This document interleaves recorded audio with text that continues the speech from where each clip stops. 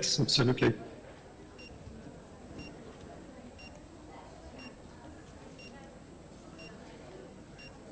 So whenever you want to start, I can start. Okay.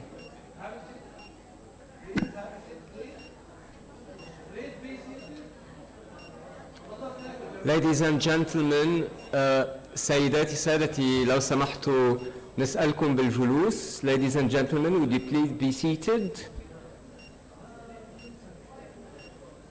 So we can proceed with the second session.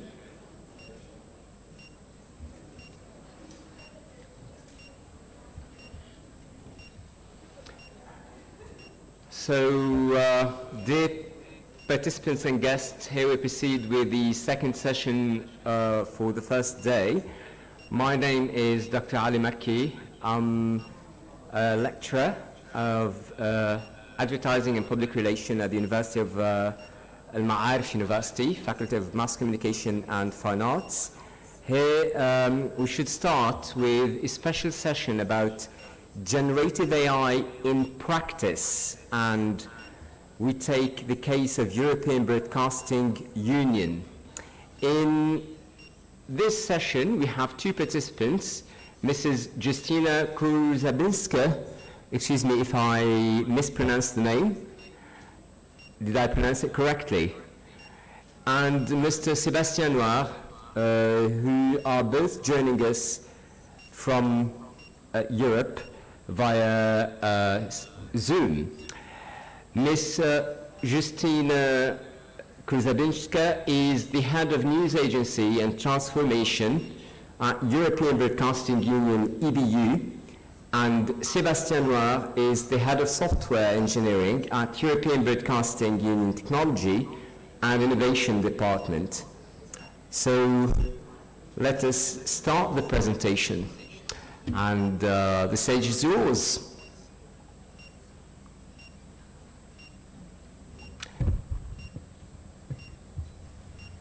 Mr. Sébastien, Miss Justyna, can you hear us? Yes, I hear you loud and clear. I'm expecting Justyna to start because she has the slide. She's the first one to speak. Hopefully she can hear us. She can I can hear you now. All right. Ms. Justyna. Justyna, just in case you missed it, we were just introduced, and now the floor is yours. So thank you to everybody. Apology for my little technical issue, but I hope you can hear me well. So my name is Justyna Kurzabinska, and today with Sébastien Noir, I am the head of news strategy and transformation at the European Broadcasting Union, and Sébastien Noir is the head of software development. We've had a pleasure to speak to you in the past. And today we will tackle in our presentation in a way two areas. Of course, we'll be focusing on generative AI. So first, I will give you a little bit overview of what we are doing in terms of exchanges with the membership, and also cooperation with the industry. And hopefully you will find some material and sources that can be useful also in your further work on generative AI. And then we will move into a practical case, and we will show you how we have developed the project we've been already talking to you about, and how we are testing certain generative AI aspects in a very practical sense. So I will start with my presentation, so bear with me just to be able to upload it. I don't see the possibility for me to share the presentation for the moment. I don't have the button. I don't know if I have the rights to do that. If not, I will ask you to do it from your end. But do you have, Sébastien, the possibility to share content? I think I do. I can probably run the slides for you just a second. But I don't have that button, which is strange. At the bottom bar, you should have it. But I have it. I can have the slides for you. I don't have it. So if you could, that would be great. Lovely. Mm-hmm. Okay. We can go, of course, to the next one. So I start with this picture because this was, it's a pity I cannot be in the room and ask you if you've seen it, but I'm sure you did. It's a kind of a picture that will go into history. It was one of the first kind of deep fakes, viral deep fakes done with the MIDIL. It was the famous picture of the Pope Francis in Balenciaga coat. And as I started diving into this one, because sometimes I'm delivering lessons on this information to secondary school students, I found the story behind the picture very, very interesting. And it also shows the essence of why we are all talking about the generative AI. So this viral picture or photo was created by a utility worker from Chicago, and basically when he was explaining he was on drugs and he decided to experiment with Midjourney, and he put a few prompts like Catholic Pope Francis, Balenciaga, and a puffy coat, and that's how the image popped up. Now, there is a link to the article. The article is very, very interesting because it shows the essence of the challenges that we as journalists are also facing. Because Pablo Xavier, who was creator of that picture, realized that it became viral and maybe that he could have had, and made a lot of money. And he started wondering, what about the money that was done behind it and who owns the rights? And then he quickly realized that the rights were not belonging to him, but to the generative tool. So this is a very, very interesting story, and as I said, it's probably going to go into the history when we will be looking back of generative AI. If we can go to the next slide, please. So 2023 is really, some people call it a year of AI. But it is not a year of AI, because AI as such and data-driven system we've been all using for quite a long time. We've been using recommendations and algorithms. What spared and what brought attention to AI, of course, is generative AI. So the ability to create synthetic content, whether it's video, images, or text. And I've put some key facts, not all the facts about generative AI and not all the generative AI systems, because of course Google and Meta are also looking at it, but just few numbers and few figures which show the exponential development of those systems and the democratization of those systems. So ChatGPT itself, launched by OpenAI, is just a year old. Already in January 23, Microsoft invested $10 billion for the stake in OpenAI. In April, there was an autonomous implementation of ChatGPT unveiled. This tool seeks to destroy humanity, Chaos GPT.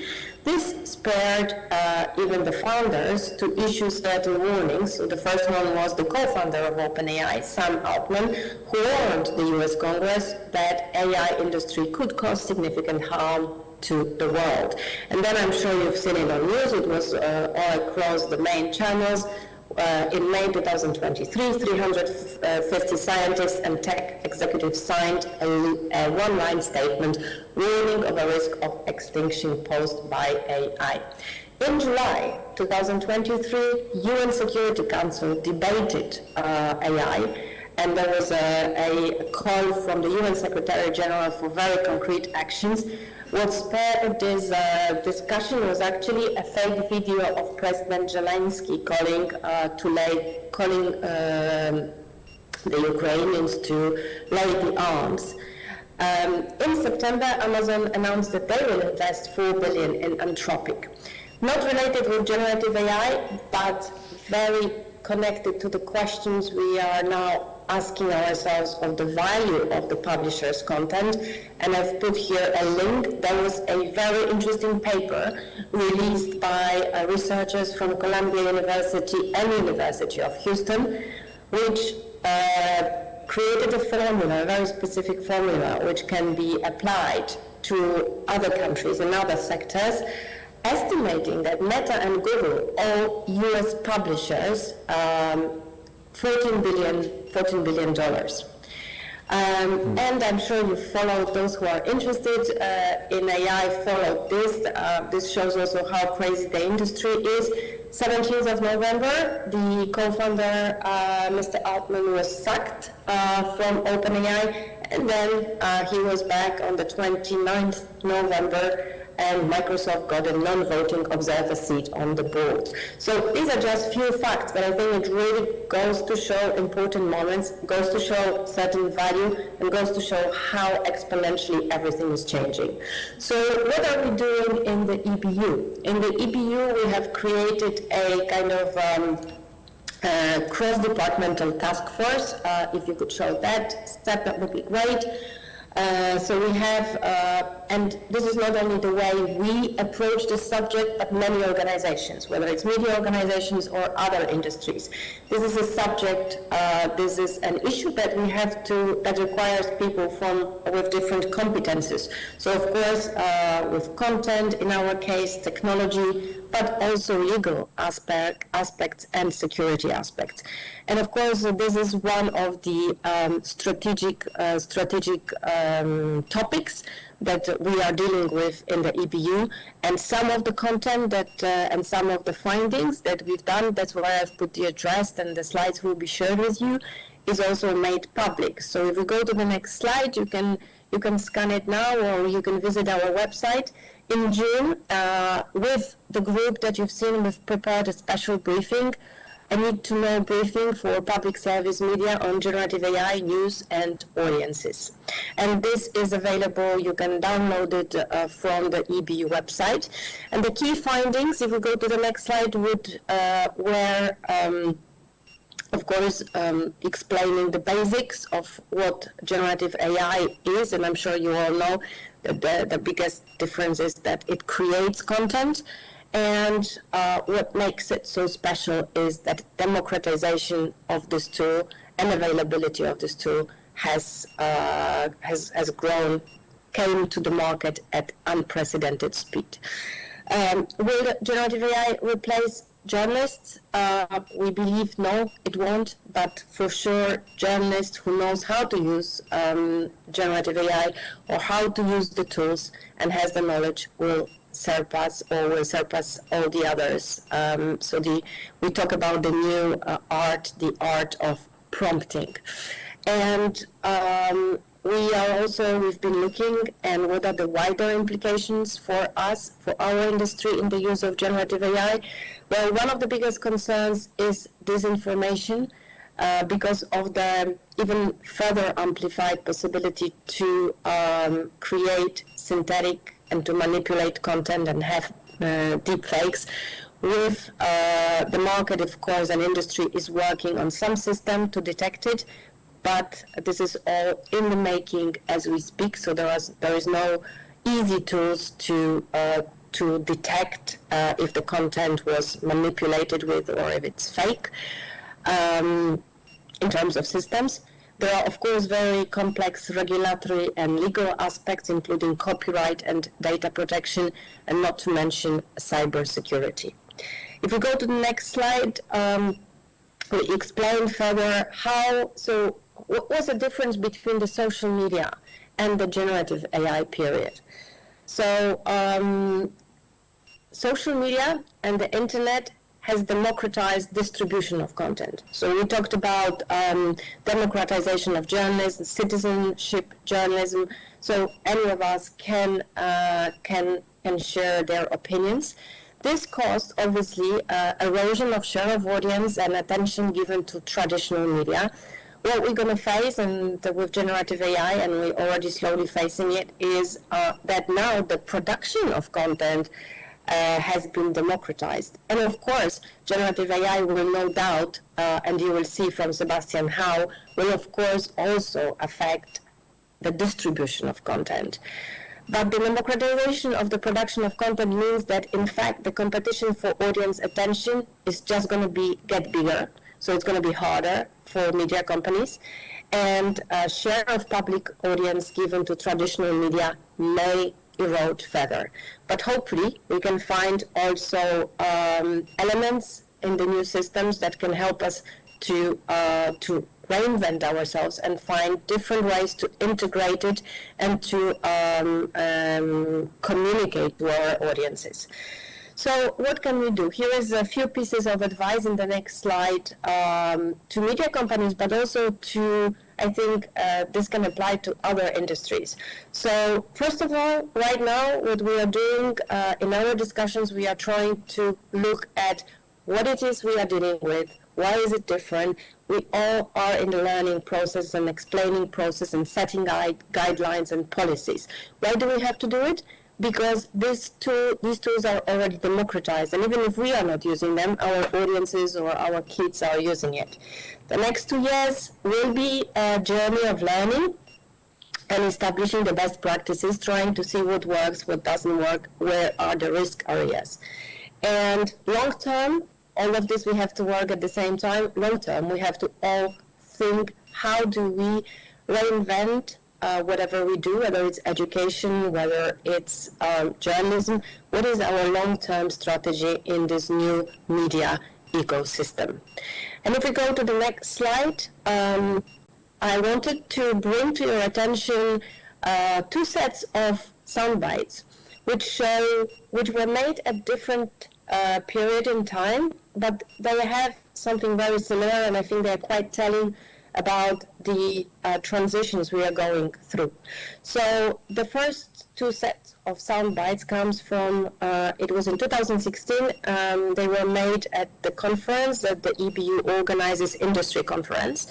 And we had a speaker, the editor-in-chief of the Norwegian newspaper, Aftenposten. It was a very famous case which he won over Facebook censoring an iconic image of the naked child in the Vietnam War. And he said at that conference, Facebook do edit, and they edit heavily, yet say they are a technology company and deny they are news publishers. The one who controls algorithm is the editor-in-chief. And in a way, in response to this conversation that we had at the conference, Facebook Director of Partnerships back then, Patrick Walker, said, our goal is to connect people with stories they find meaningful, and we know they want accurate information. We have to proceed cautiously. Identifying truth is complicated business. A holy grail, identifying truth, very ambitious vision and mission, but still not all the misinformation problems have not been really, or disinformation solved. If we go to the next slide, we have quotes from 2023. The first quote comes from Maria Ressa, who is the Nobel Prize winner, and also she was the chairperson leading the work on the Paris Charter on AI and Journalism that was launched in November 2023, and I will make reference to it in a moment. So she said when launching this charter, she said, artificial intelligence could provide remarkable services to humanity, but it clearly has the potential to amplify the manipulation of minds to proportions unprecedented in history. More than ever, journalism requires a sound and widely recognized ethical foundation. Now, if you go to OpenAI website, and I'm sure there will be many other strategic objectives, but one of them is we are committed to building safe, beneficial artificial general intelligence that will have a massive positive impact on humanity's future. Anything that does not help with that is out of scope. But what is out of scope? That's the holy grail of the next stage. So if we go to the next slide, you will see, as I mentioned, during 5 months, there was a group of 30 experts in journalism, also academics, looking at AI, looking at journalism, looking at communication, and we've tried to put together a charter that could serve as a benchmark for media, organization, and newsrooms. And if we go to the next slide, we will see the basic assumptions. So the initiative was launched by Reporters Without Borders, the NGO, and as I said, the committee was chaired by Maria Ressa. So we had several sessions, online sessions, a lot of discussions, also online discussions. And when we ended, you will see the basic things in the next slide. The charter is short, it's very precise, it's only 10 points, and as I said, not all of them are applicable to all organizations, but it's a good point of reference if you haven't started on your own ethical charter or ethical guidelines for your organizations. It can be a good guide. So the main messages are that ethics must govern technological choices within media. Human agency must remain central in editorial decisions.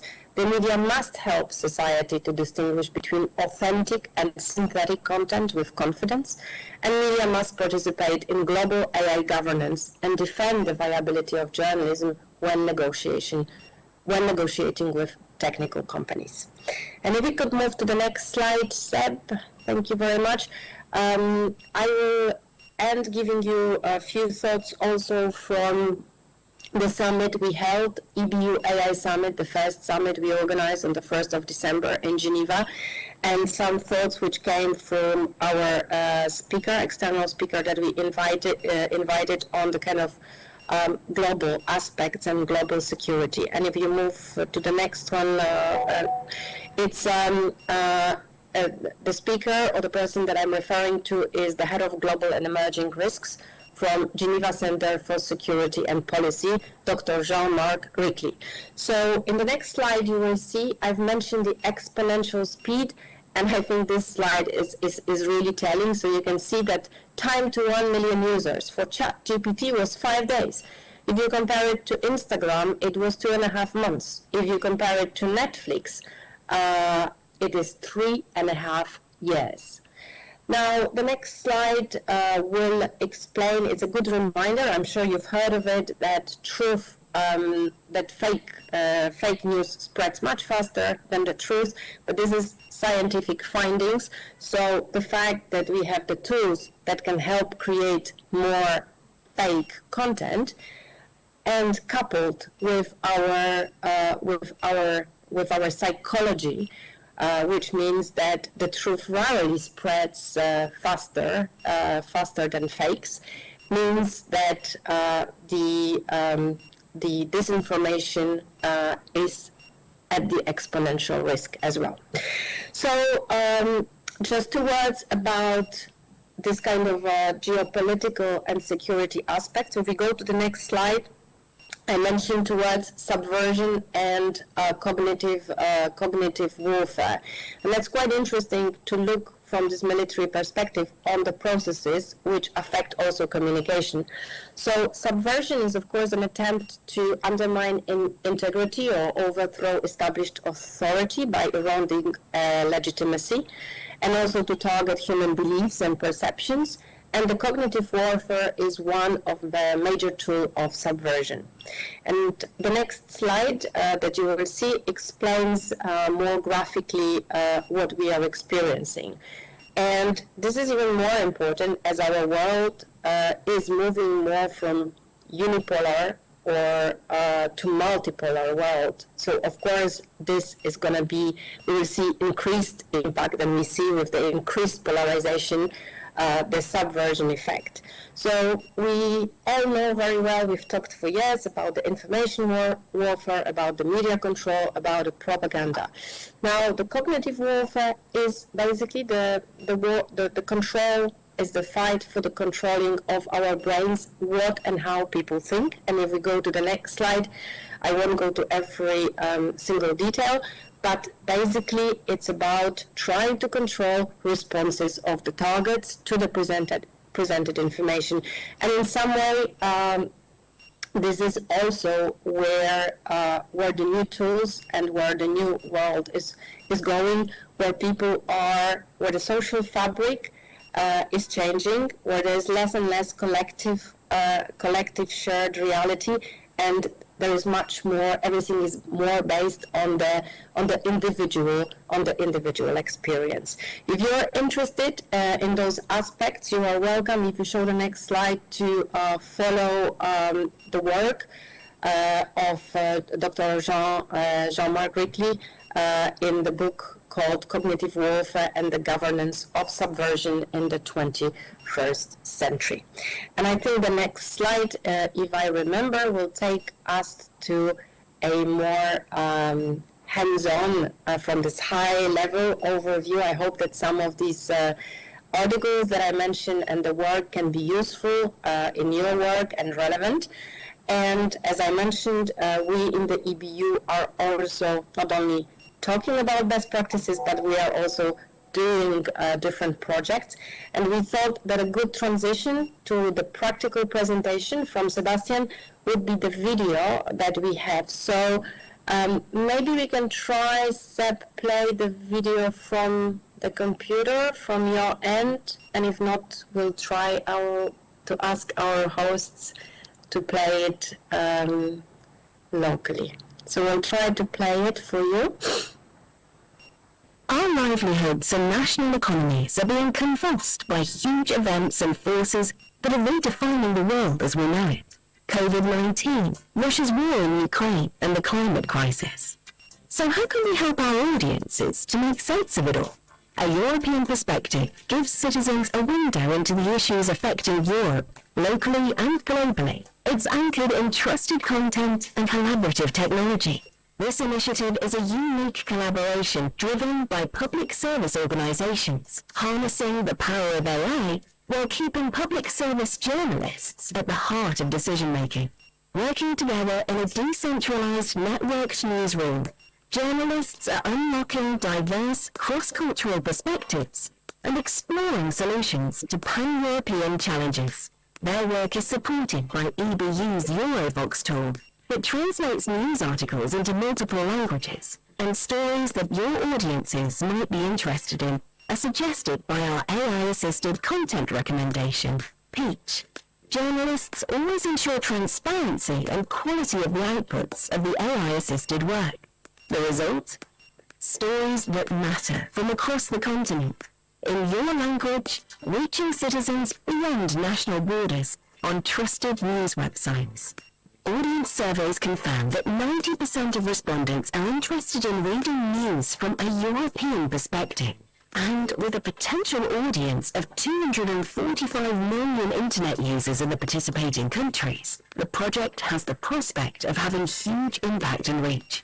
The network is expanding fast. Currently, 20 public service organizations in 17 countries are involved, all keen for their journalism to benefit audiences across Europe and for their brands to be visible beyond their borders.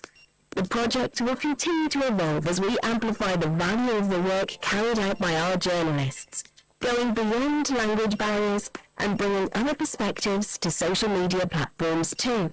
Join us if you'd like to support innovation and give your audience a European perspective. Over to you, Sebastian.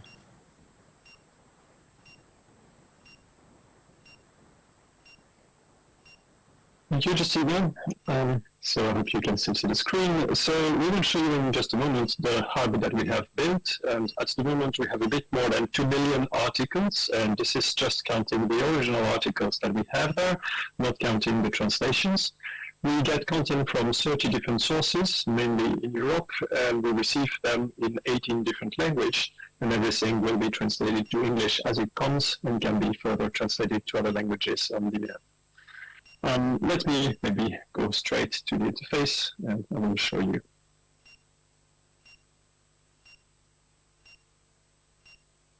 So this is the new interface that we have built. Maybe you are already familiar with the one we have shown last year that looks pretty much like this. And we can see here 2.2 million articles in the system at the moment. We can move to the top here and we can see the last article that was received here from RTBF, that's in Belgium. It was originally published in French, and we can see here the French version of that article. But as you can see, we have already created an English version of this article that we can now read. We can obviously look at more articles, and we can see that every article is different, so we don't mandate a specific format for the article. They can be very rich. They can include media, like this one, for example, from RTP. This is in Portugal. We can see that we have also received the video here, and we have already used Eurovox to provide a transcription and translation for the media as well. So all of this happens automatically. We will see that we need something between 2,000 to 3,000 articles and stories from around Europe every day. So it's a very massive amount of information that we are collecting. And this is not without causing problems, good problems. It's really a benefit to have all those great content coming in. But 3,000 articles, even for the most skilled journalists, it's impossible to just go into this almost endless feed of articles to figure out what we have in the news today. So it started like that with just a feed, and obviously you can search for specific keywords there. But it's hard to figure out what's happening and maybe what might be of interest for you. So this is why we are changing the interface now, and we have crafted this new view here where we try to bring to the surface whatever could be of use for you today. So for example, here at the very top, we have what we call headlines, and this is also powered by AI. The idea here is that we try to group content that is very similar, that is basically about the same topic, and that comes from multiple sources. So we can have a look here, and the assumption is that if many people, many sources are talking about the same topic, probably it is of importance, and then it might require attention. So maybe you say, well, this one looks interesting. You can click it, obviously, and then you see all the stories that are a part of this group of stories, and obviously you can read them and so on. We mentioned the ability to translate. So, for example, if I take this one that was published originally in German and now translated to English, I can further translate on request, for example, from German to French, and that should just take a few seconds for the article itself. Now I can read that in French. But I can also ask the system to translate the media in French. In a few minutes, I should be able to play that video and translate it from German to French. We can also try Arabic, for example. So just again from German and translate that to Arabic. I don't know if that will be good or bad. Maybe you can tell me. Maybe I will leave it a bit on the screen. Maybe let's move to a part where there is a bit more text, and on this way you can hopefully read it and have a clue whether this is good or bad. What we know as well is that those translations engines, they improve not every day, but at least every month or every year. So maybe today is not perfect, but as it progresses, we have the ability to pick up the changes and the improvements, and then the quality of our translation will also be improving. It works very well among very widespread languages, or a bit less so in certain cases, but this is also a field that is moving very quickly. I just saw a couple of days ago that Microsoft has released yet other engines to do their translations, both for audio as well as for text. So we'll have to try that on our side as well. And the good thing is with this Eurobox platform that we have, it's very easy for us to plug new translation engine and to benefit then from those, let's say, further rich research that we see coming on the market, so that we can improve as well the quality of the translations that we provide to journalists. If we move on here, we can see that we have different lanes, different collections of content. So, for example, here we have the latest available stories that have been prepared for publication by journalists, because we also use this tool as a way to exchange content across different organizations. So this is the latest stories that they have found interesting and that they have prepared for their colleagues. We can see that they've also created some lists here around specific topics. So we have, for example, the COP28 conference here and the coverage of what's happening there. We have some editors pick, basically different topics. We have the stories that are looking into the future called solution stories here. We have also a collection around climate and the environment and so on. We also try to make it very easy for each participant to use this tool. So here we have the latest stories from BBU, because obviously I'm working for EBU, but if I was coming from another member, say BBC, then I would have the latest stories from the BBC. This way we try to help them see the story that they have themselves, so that maybe they can say, oh, those ones should really be provided to the others. So it's like an incentive for them to share those stories. And the next line is just the opposite side. Basically, it is the stories that have been published by my organization and taken by others. So it shows somehow as a feedback loop what was interesting for those in the stories that I have provided, which is also a nice incentive for them to share even more. We have also the most popular stories here, and we have a specific way of trying to extract that so that we take not only the numbers of views that the stories got by the digital outputs, but as well how many organizations have taken that in such a collection and published that to their website. Then we try to balance a little bit the two. And then I have things that might be specific for myself, so like my previous browsing history and more. Maybe let's move to something different. So you see here that we have lots of content, again, those 2 million articles, and the question could come with AI, how can we best promote that to the journalist, or how can we give you maybe a better access to that content? This is just a notification that the media I requested before has now finished processing, so I could also play it. I will not do it right now. So we have created another tool that we called Vero, and let me open that for you. And maybe give you, let's see, I think we had slides for that, so maybe as a small introduction as well to what this is. Yeah, so it is a prototype here, and basically what it does, it provides a better interface, a better way of interacting with this news content that we have, those 2 million or more stories that we have in this news hub that I have just presented. And the idea is to use AI, in that case, generative AI, using large language models, so that I can basically come with specific questions that will be answered on the basis of the content that we have. So let me show you in practice how this is done. So if I ask, how does Donald Trump envision to stop the war in Ukraine as a question, I can ask that to the system. And the first thing that the system would do is to try and find the content that could be used in answering that specific question. And we see here the different stories talking about Donald Trump and his plans and so on.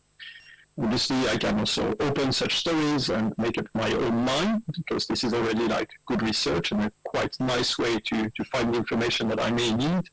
But using those different stories here, we can also feed that behind the scenes to a large language model, and then we get this as a formulated response. Donald Trump has stated that he could end the war in Ukraine in less than 24 hours. However, he has not provided specific details on how he would accomplish this task. He has also mentioned that if he were in power, there would be no conflict in Eastern Europe, and so on and so on. Maybe coming again to the question that we had before, what happened with Sam Altman, OpenAI, and Microsoft, because maybe that was a bit of a hard-to-follow story. We can also ask, and again, we will be looking at the different trusted sources from our members, and then we get the story being written almost in real time, as you can see here.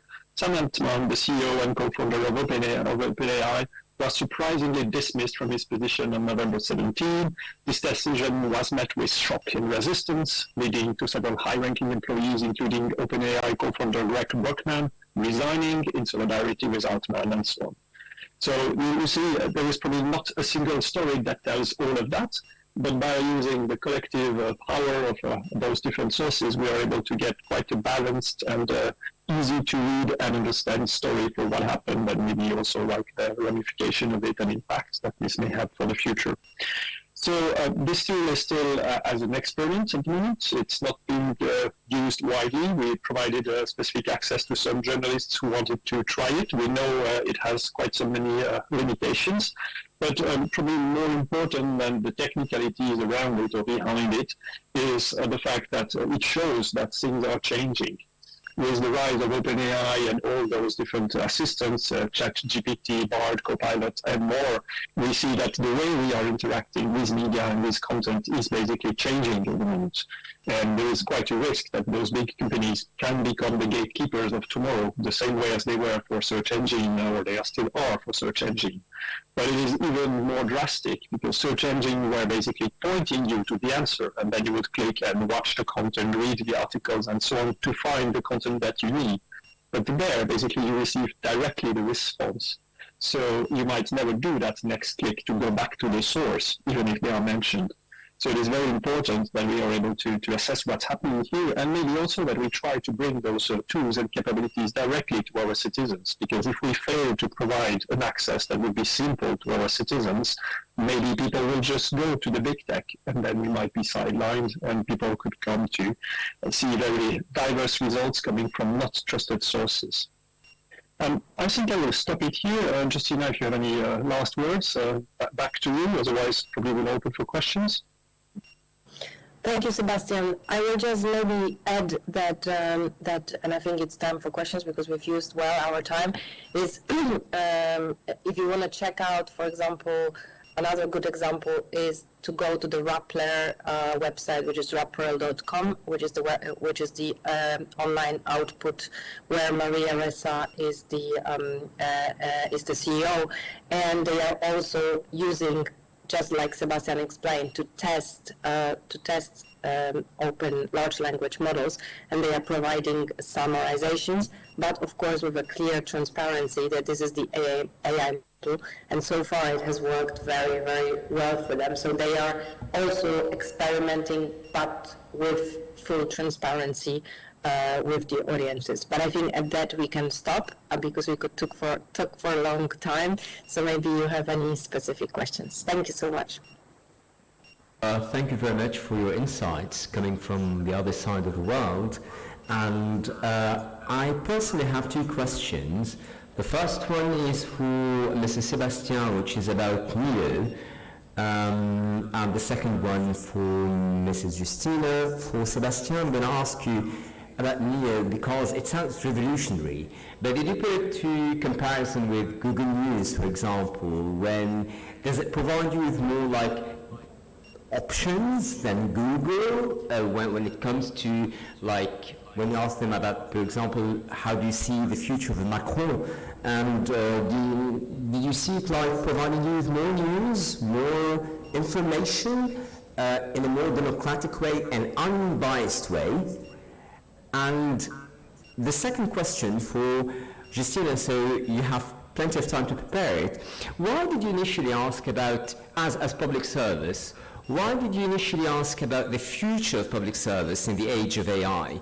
Because I'm a bit concerned here. When Facebook started or was at its peak 10 years ago, everyone said that it's going to be, let's say, the democratic age of journalism and press. And we found that wasn't really democratic, because they become, as you said in your study, they become like the chief editor because they own the algorithm. So are you afraid of generative AI in the future to become the future chief editor? So it's up to you to start. Shall we start with Justina or Sebastian? Sebastian, maybe I started, so maybe Sebastian, you go first, so we have a full equality and diversity. So I think what is very different with the hub we have built and the NEO as well is the goal. We are there to provide value to the public, and this is very much the remit of public service media. The big tech, including Google, have commercial incentive. They are trying to get you in their tools and to keep you there as long as possible, and even to make you as engaged as possible, even if it is at the price of creating polarization and heavy debate that maybe are not so helpful in all cases, because they want you to be busy with the platform in the end to send you advertisements. What we are crafting there takes some parts, because obviously we are also using algorithm for recommendation to try and find the content that could be the best one for you. But we also provide you with the views of journalists. So everything that we are currently doing in terms of providing the content to final users is being selected by journalists. We could obviously in the future foresee an approach that would combine the two. So algorithm would play a role so that you find the content that is potentially the most interesting for me as a person. But that would also be balanced with maybe what journalists have in mind, because they know what's happening in the country, what are the most important things that maybe you should not miss, and so on, which is a nice way also to break out of sometimes the recommendation bubbles that are being created on massive digital platforms. So I think this is where we are very different. We try to provide you something that is really helpful and that comes from trusted sources, from diverse voices as well, so that you can create your own views on matters that are of importance. But we do it in a more responsible way, I would argue, than the big tech that are just trying to make money. Over to you, Justina. Thank you very much, Sebastian. So that's a very it's a very existential question that you've asked, but I will try to answer. So first of all, I would like to quote Maria Ressa.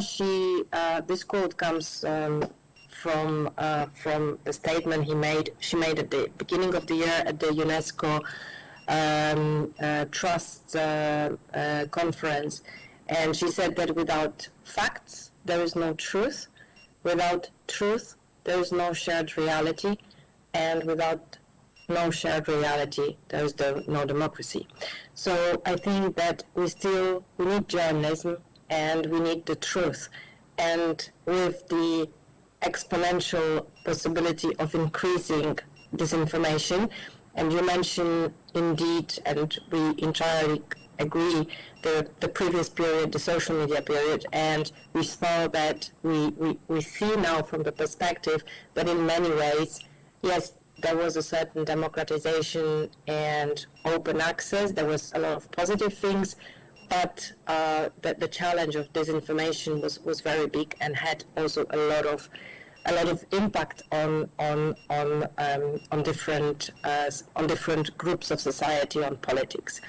And in our conversations on the AI Charter, that's what Maria Ressa was stressing. She said, well, we've been there. In a way, looking at generative AI, it's not new. We should learn the lessons we've learned during the social media period and be more cleverer. And one of these lessons is, yes, we need to follow, we need to play with it, but we also need to participate in all the industry or ethical conversations, and ethics is crucial.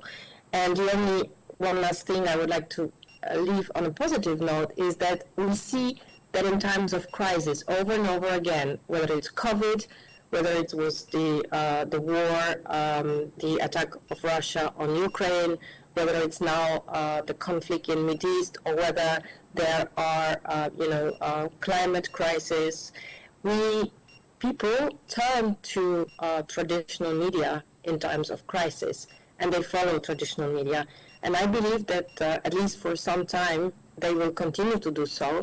And for the time being, we should be happy because ChatGPT cannot report from breaking news or from war zones. So I think that journalists and the real time and the field reporting will be even more important. This is Justina and Mr. Sebastian. Thank you very much for your contribution. I guess your insights are more than just a stepping stone in the world of journalism and media in the age of AI. They are like a step forward. Thank you very much, as we have to proceed with our third session from Beirut. Thank you. Bye-bye. Thank you for your invitation and thank you for having us. Thank you. Yeah. Throw to you.